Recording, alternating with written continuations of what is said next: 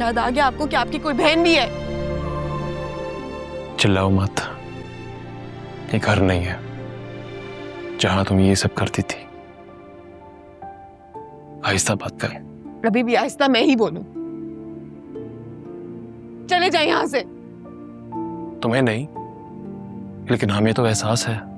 बहुत जल्दी एहसास हो गया आपको। जीनिया बेटा, ये मौका ऐसी बातों का नहीं है। ये आज तुम्हारे से जो कुछ हो रहा है, अगर तुम एक लम्हे के लिए सोचो तो ये सब कुछ तुमने फरियाल के साथ किया है। तो आप यहाँ मुझे फरियाल के ताने देने आए हैं? नहीं, तुम्हें एहसास दिलाने आया। इंसान भूल जाता है मगर खुदा नहीं भूलता। देखो जीनिया, अभी भी वक्त है, माफी मांग लो। माफी मांगो? किससे माफी मांगू? फरियाल से? उससे माफी मांगू जिसने सारी जिंदगी मुझसे हर चीज छीनी है? उसने नहीं, तुमने छीना है।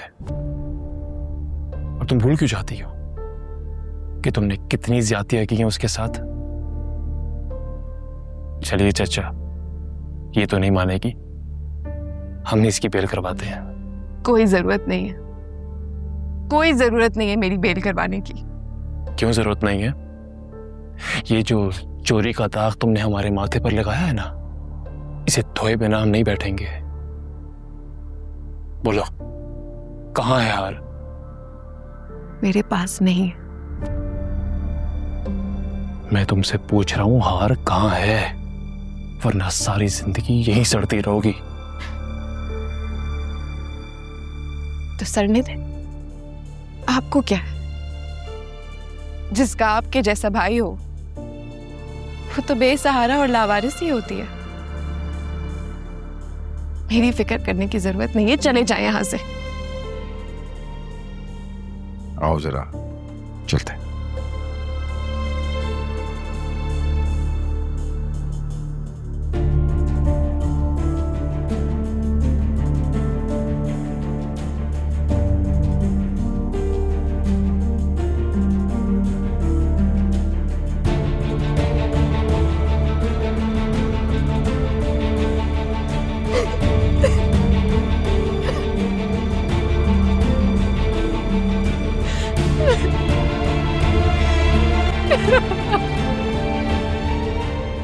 मेरी बहन के इस केस से निकलने की क्या सूरत है? जनाब, मुलजमा पर जिस हार की चोरी का इल्जाम है वो हार कोई मामूली हार नहीं है। उसकी मालियत करोड़ों में है। हम पर बहुत प्रेशर है। जब तक हार मिल नहीं जाता हम मुलजमा को छोड़ नहीं सकते। हमने मुलजमा से बहुत उगलवाने की कोशिश की है मगर वो बहुत तेज है, वो किसी बात पे नहीं आ रही। Thank you. All right.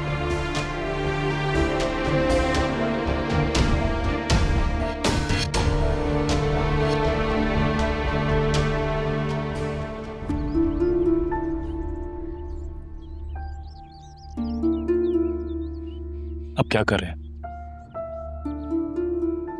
जीने तो मानने को तैयार नहीं है। मुझे लगता है कि हार उसी के पास है। जरा तुम ऐसे करो कि फरियाल को कॉल करो। फरियाल उसी घर में रहती रही है, मुझे यकीन है उसे कुछ ना कुछ मालूम होगा इस बारे में।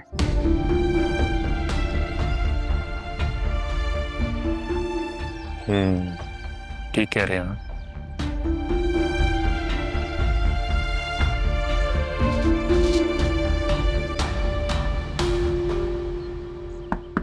हाँ, आ जाओ। भाभी, आपका फोन बज रहा है। तुम जाओ। हेलो, जरार बात कर रहे हैं।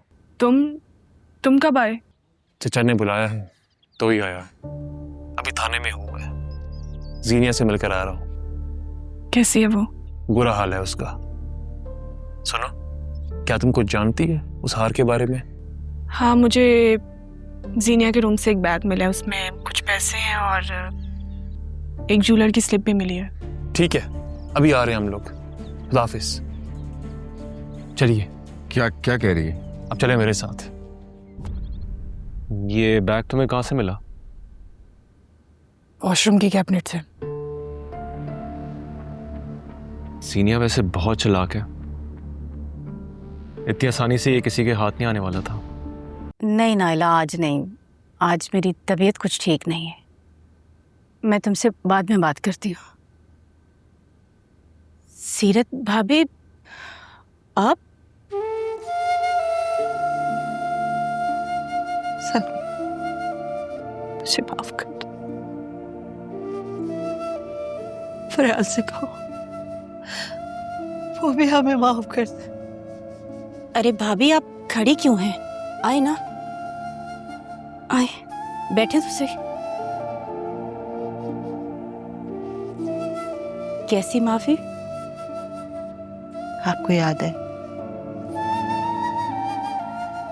तो फरियाल अरेस्ट हुई थी, तो अब इस तरह हाथ बांधे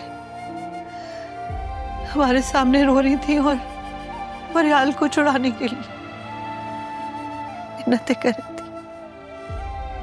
आज मैं बिल्कुल वैसे ही आपके साथ, शायद कुदरत ने फरियाल के साथ हुई ज्यादतियों का इंतकाम लिया है मुझसे।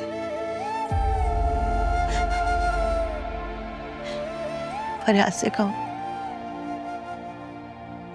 सीनिया को माफ कर दे और उसकी रिहाई के लिए कोशिश करे, खुदा के वास्ते।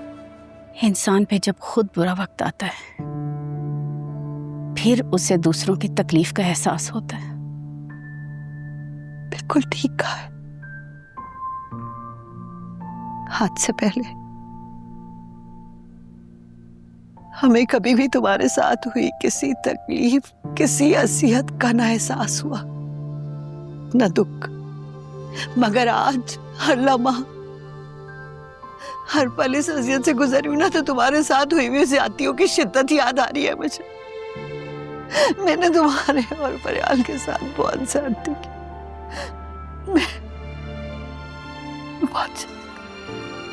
हम गुनहगार इंसान हैं और उस रब के लिए हमें माफ करना पड़ता है जिससे हम खुद माफी मांगते हैं।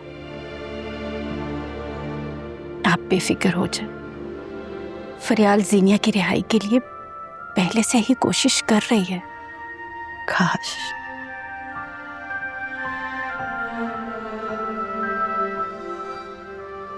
क्या कहूं, तुम तो मुझसे कहीं ज्यादा अजियतें सह चुकी हो, बर्दाश्त कर चुकी। तभी मैं बहुत शर्मिंदा हूं, मैं बहुत शर्मिंदा हूं तुमसे। बस बस भाभी, बस मैंने आपको माफ कर दिया है। फरियाल तो पहले ही माफ कर चुकी है, बस कर दी। ये वो पैसे हैं जो जीनिया ने हार बेच के लिए थे। ज्वेलर की रसीद है। एक यही तरीका है जीनिया को बचाने का।